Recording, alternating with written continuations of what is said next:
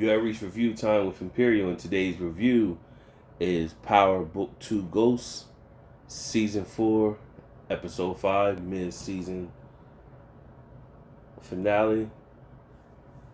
Let's get into it. Subscribe to the channel, like the video. So for this to be the mid-season finale, this was lackluster. They just went through the motions, kind of pushed the story forward. But I think everybody would, was probably anticipating, significant death mid-season. So let's get into it. So the episode starts off with Tariq. We know it ended with him linking with Anya Covington, Noma's daughter.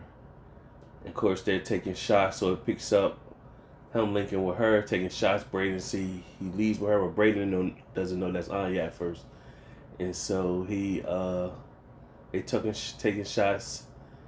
Tariq was able to get her back to his room, and he hit them cheeks. So he hit them cheeks, and when he woke up in the morning,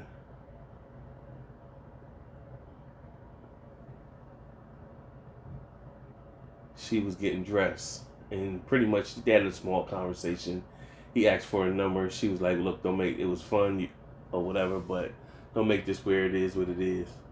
And so he pretty much told her like, "Listen, I'm throwing another party, and you and your girls can come through." He handled his phone and said, "Basically, put your number in there. I can hit you with the Addy." She put it in there. And that was that. So then it went to Brayden, his scene with him and Ella, and pretty much Ella was taking pills. Brayden took it like, "Hey, isn't it a little bit too early for that?" She was like, basically, "Don't be judgmental," but he let her know that she had sickle cell, and she takes pills for sickle cell. She does get high because it helps her get through the pain she has with sickle cell. She explained what sickle cell is. So we're from there to Monet trying to throw breakfast and reunite the family. Diana's already there. Diana and Drew is already there. And Kane comes in. He ain't fooling with Diana and Drew. And Monet is trying to water the peace, but Kane not really feeling it. He pretty much said he didn't go at them out of respect for her. So Drew tried to talk slick to Kane, and Kane basically reminded him, "How's your face?" after he whooped him. And Kane left, basically telling them he ain't taking orders. So, meanwhile, while Monet is trying to bridge the family, Drew ended up leaving out, telling her, it's her fault. Monet talking to Diana pretty much saying, "Hey, listen, I don't want to bring my baby into this." Monet pretty much said, "You make your own decisions," and she pretty much saying it could be too late to try to bridge the gap with the family. Too much has been done. So Monet basically looking like, how do we make amends? How do we form together as a family again? Basically saying the outsiders brought the family down. So it goes to Tariq and Brayden having a conversation about Anya.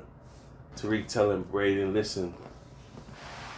Well, Brayden telling Tariq, "Yo, you shouldn't bring Anya around because it's going to bring trouble with Noma." Tariq is like, "That's the worst of our problem," or whatever. "I got Diana pregnant." He like, "When did you have sex with Diana?" He like, "Last year, like once." So you got Tariq stressing. He got a kid on the way, and what he needs to do, and figure out their next move. So pretty much Braden is like, look, we made a lot of money last night. We need to focus on our adventures in a club or whatever, and I mean with our next party in business. So they made the money. They're on their way to re-up with Zion and give Davis his cut. From there it goes to Anya heading back to her place. Her mom shows up pretty much telling her that she knows that she escaped her security detail and telling her, listen, you can't be doing that. So Anya's on the assumption that whoever was after her father, killed her father, is in Italy somewhere, not knowing her mom was the killer. So while she was digging through her purse, she found a bag of drugs fell out. And so Noma, of course, like a concerned mom, is upset. Anya's pretty much like, you basically overreacting, like act like all the drugs whatever you've been dealing, you never seen cocaine or drugs before. She pretty much told her yeah, and she got it from the party. So now that's gonna trigger Noma to go holler at Effie to let Effie know, like, yo, you dealing stuff on drugs, and my daughter got a hold of it. Effie just tells her pretty much that wasn't me. So Noma's quiet, like, if that wasn't you, then who was it? Because you said the last person y'all got rid of. She automatically assuming it's Tariq or whatever. So it shows Tariq and Diana talking about the pregnancy situation and what went on. And pretty much Diana's saying, hey, if I'm gonna bring this baby in this world, everybody that's around it gotta be out the game and in a clear path of life. So it goes to conversation with Detective Carter and his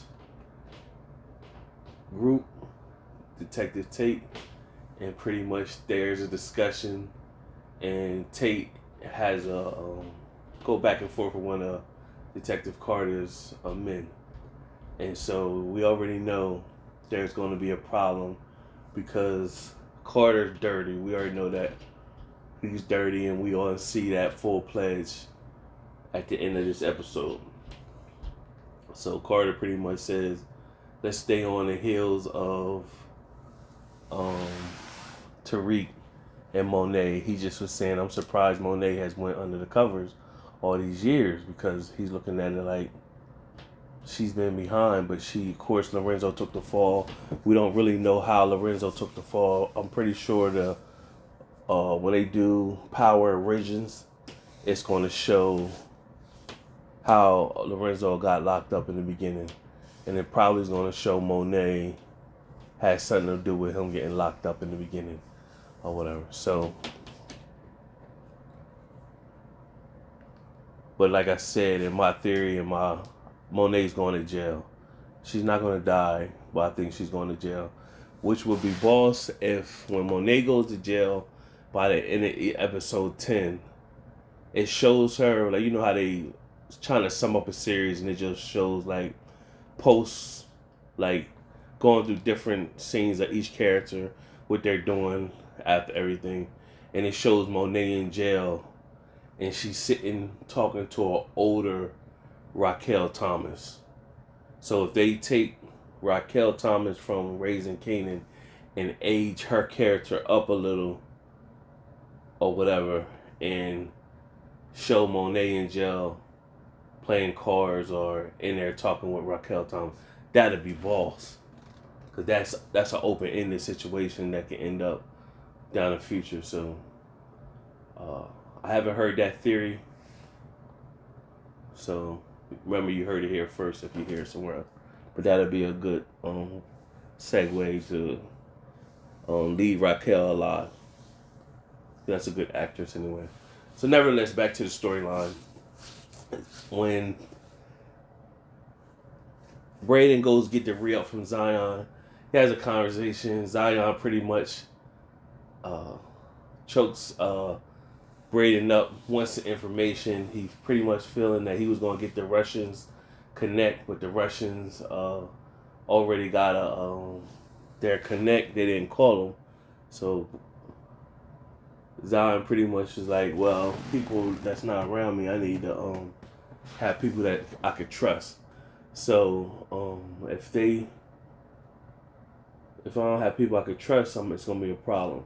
So Braden pretty much said they was getting their stuff. They getting their stuff from, I heard, somebody named Noma. So that gives Zion. So Braden putting a play in for Zion to go at Noma or whatever. And he pretty much said we don't have no dealings with her. So he goes to Tariq's party. Noma's pretty much like, listen, man, I know you dealing drugs. I overestimated you. And he like, nah, this is just a party. I don't know what you're talking about. So Kane pulls a gun out on Tariq. Right at that moment, Anya comes in, and Tariq acknowledges Anya. So that, of course, Noma doesn't want Anya to know what she's doing, telling Kane to stand down. And so he said he could always tell when Tariq's lying. Right after they got out the club and Anya left,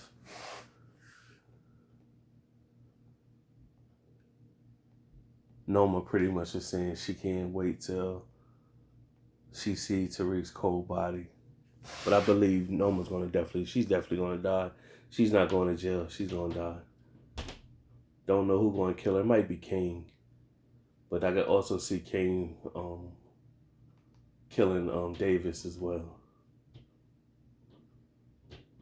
So also was a scene right when after Noma and Kane left, Tariq walked in on Braden sniffing drugs with Ella. He kind of disrespected Ella in a sense. So she slipped him some LSD acid or whatever so he could hallucinate. And he start tripping out. And that's when you seen the previews where it looked like he was his father. But what it was is Tariq was seeing a version of his son talking to him. And then he showed him holding his son. So he just was hallucinating on what his different sides of what his future could look like. And at the end of it, he pretty much said, I could be all this. I got to take the best and the best and the worst of Ghost, and I have to make it one. Take the best and the worst of myself and make it all one so I can be at the top. Then it goes to Drew and Monet have a heart-to-heart back and forth.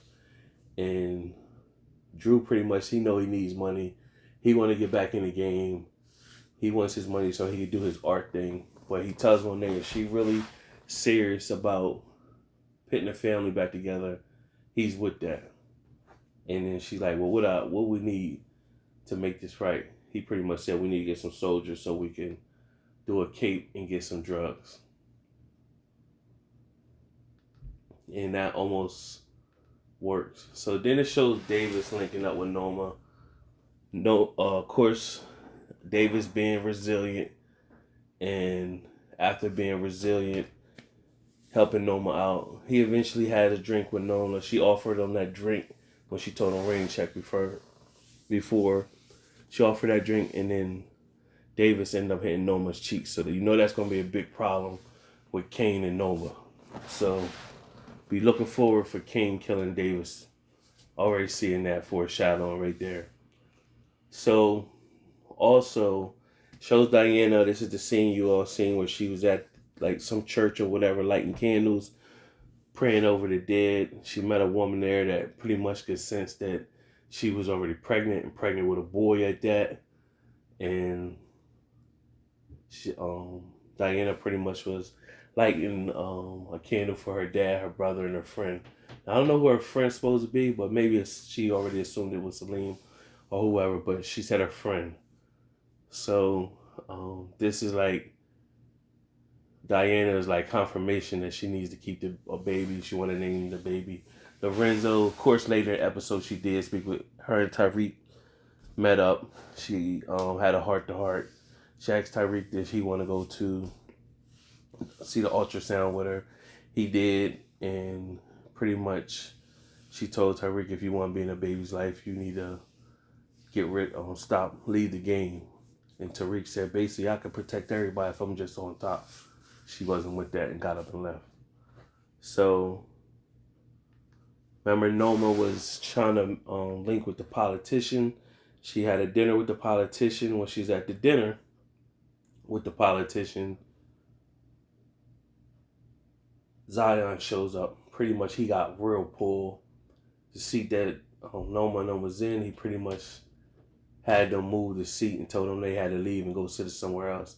But he knew her name, approached her, and she's like kind of shook because she told she's supposed to be underneath the radar. So she asked Kane, like, who have you told about me? He said, nobody. And she said, well, the Zion character approached me at the dinner. And so Kane pretty much like, what? Like, basically, we're looking at Zion like he this big threat. And Kane look at him like, oh, he's just a regular guy. I'm just as much as a threat as him. So Kane was like, listen, no security. I'm gonna show you how I get down. And we're gonna go up to this place, we're gonna go meet Zion.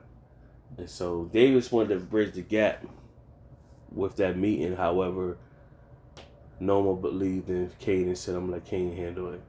So Davis was like, cool. They showed up to the fight club. Everybody giving Kane a respect right off the back. The security guard know who he was. Basically telling Kane, you know who the rules. He said, I know the rules. He ain't get patted down. And so they get in there. And of course, Zion is disrespecting Noma, calling her a B. And Kane was like, nah, you already know us. We're going to have to do. We're going to have to, fight that out. So Zion was like, all right.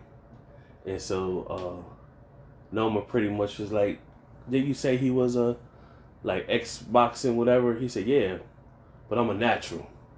So Kane get in there, squabble with him. And he bested Zion a lot of the times. He bested him. He's younger, faster. And he, they showing Kane can really just throw his hands naturally. And so he bested Zion in front of everybody, and then with Zion, somebody slipped Zion some brass knuckles. He used them. They had shout out to Dougie Fresh. He had a cameo on here. Dougie Fresh is basically maintaining the rules, and seeing the brass knuckles being given to Zion. When Zion used them, he called the match off, said it was a disqualification. So Noma was hyped for King, like, yo, you really represented. But after representing, Noma told him a guy like that, he's not gonna let that go easy. But he said he didn't say I'm ex-boxer. He said he's a trained fighter, and Kane pretty much was like, well, what you think I am? I'm a natural, or whatever. So,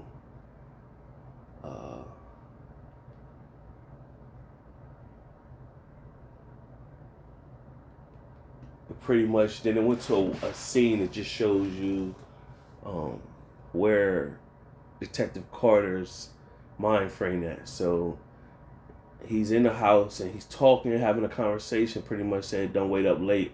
I gotta handle some business tonight. He was talking to himself, but talking to the spirit of his wife, because it showed his wife, Denise. It showed a picture of his wife, and he touched the picture as he left out. So, he going through something with that. Meanwhile, it shows Drew, Monet, and the two goons go and get the stash. And when they go get the stash, a shootout, Carter and his squad come up. He start talking, saying his stuff. And Monet was like, pretty much like, yo, if you're going to arrest me, arrest me. Now, this part was bogus because they got Mary J out here shooting guns. And she got a full-pledged white fur on, looking like she ready to go to the, a hip-hop event out here at the shootout. Like, come on, y'all didn't have to. I know y'all want Mary J to look fly, but my gosh, you didn't have to do that. Like, she's supposed to be in some, like, a shootout. Where's her? They ain't have her no vest. Like, she just got the ultimate series plot on her. She ain't catching no strays in the shootout like that. So, nevertheless, Carter and his gang pulled up on Monet. Monet pretty much said, listen, y'all going to lock me up. He pretty much said, I'm not locking y'all up. He said his spiel. Drug dealers are like cockroaches. Can't eradicate them all. If take one down, a new one comes. So he said, listen, y'all keep doing what y'all do. Y'all kill whoever y'all want to kill. As long as y'all don't kill civilians, I don't have a problem with y'all. And I want my cut of 35%. So, other than that, y'all do what y'all want to do. Just don't kill no civilians. You kill civilians, I'm bringing the law on y'all. So that's foreshadowing pretty much that something's going to happen with the Tejadas and everybody where a civilian is going to get killed underneath them, and that's going to turn Carter against them.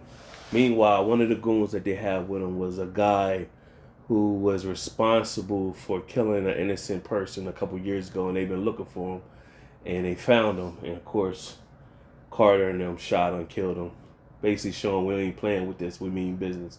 You kill a civilian, I'm coming at y'all full pleasure, and they will believe me because I'm decorated, and they respect my judgment as a cop. So he killed it on one of Monet's goons, and that was pretty much the episode. For a series, mid-season series finale, I was a bit disappointed because I guess we were looking for it would have ended better with one of the main characters dying at the mid-season, and then we had to deal with the recovery from that afterwards. So, nevertheless, that's the mid-season series finale, and of course they put out a trailer on what's supposed to be next. And in my predictions, Monet going to jail. Kane's gonna kill Noma and Davis.